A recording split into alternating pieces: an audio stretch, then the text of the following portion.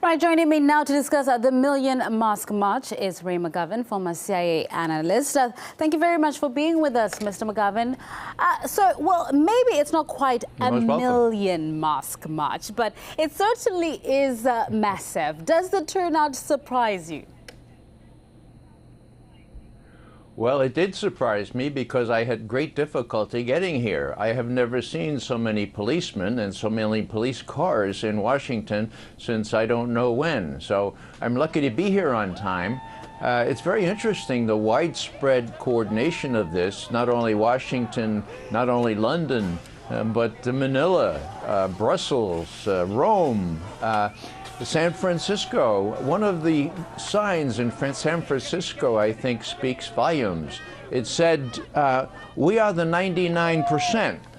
Until you wake up, that is, until the 1% wake up and the others of our populace here in the United States that are still sort of asleep, until you wake up, we will fight for you.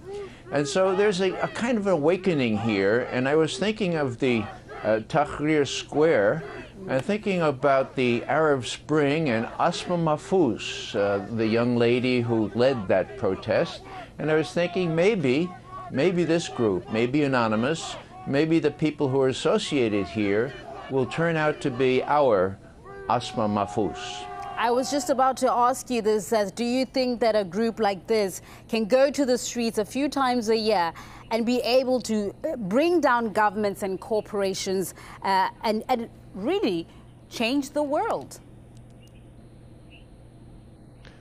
Well, as Margaret Mead said, the only thing that ever has changed anything is a small group of very dedicated people. Now, the world needs to be changed. And how it happens is something beyond our ken.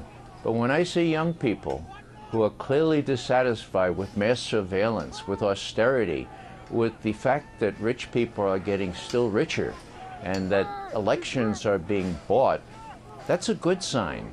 And whether it takes just a small group or a larger group, it's a hopeful sign that people are dissatisfied enough to wake up their relatives, their friends, their neighbors, and saying, look, until you wake up, we're going to fight for you.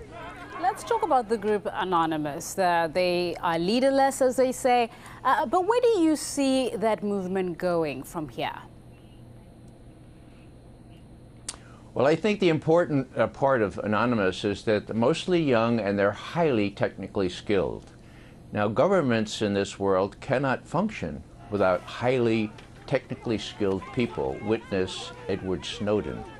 Now, that being the case, each government is going to have people who not only have highly technical skills, but also have a conscience, care about the other 99%, as we say in this country, care about people who are being deprived of their rights in Palestine, of their very existence. And so Palestine, too, was voiced in some of these demonstrations.